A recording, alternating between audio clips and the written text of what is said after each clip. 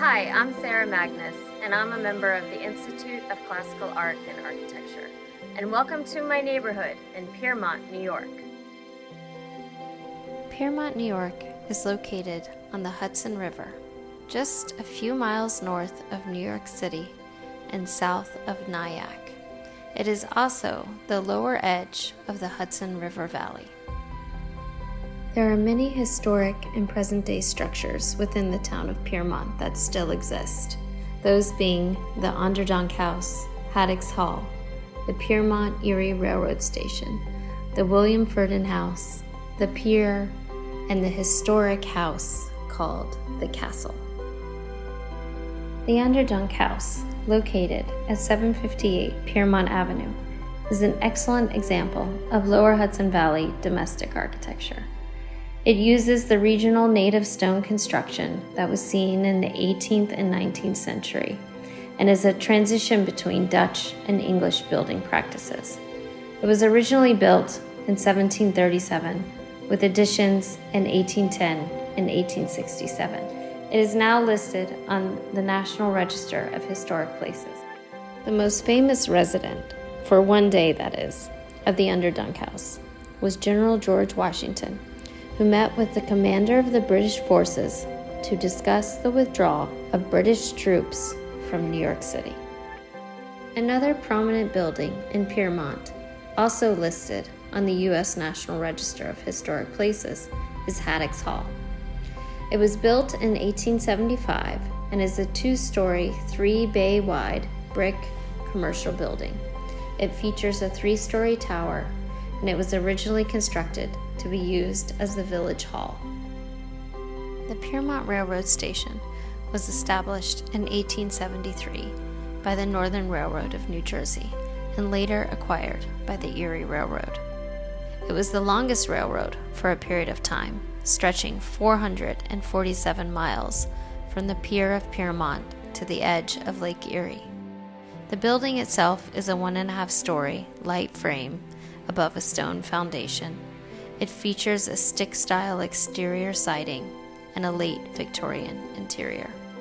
It is also on the Register of Historic Places. The building of the Piermont Pier was a huge accomplishment by the Erie Railroad, and by 1838, a strong and stable foundation for the railroad buildings and tracks was created.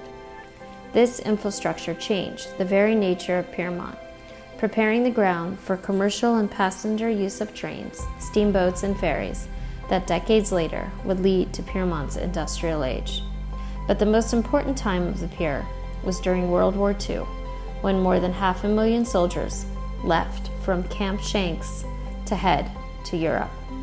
The soldiers also returned directly from Europe to the pier. Today, the pier is mainly used for cycling, walks, and fishing. And there's a memorial at the end for veterans of World War II. The Ferdon House, located at 270 Ferdon Avenue, is on the south side of Piermont. It was built about 1835 and is a 2-story Greek Revival style dwelling. It features a monumental front portico supported by 6 Ionic order columns. It has modern 2-tiered flanking wings and a rear veranda. It was the home of the U.S. Congressman John Ferdon.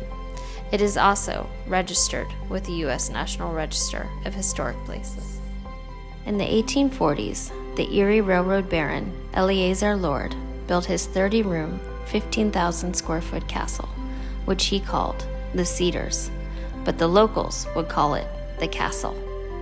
Lord's castle was influenced by the Gothic Revival style, which had begun sweeping the U.S. in the 1830s, and was said to be modeled after the manor house on Sir Walter Scott's Scottish estate, Abbotsford.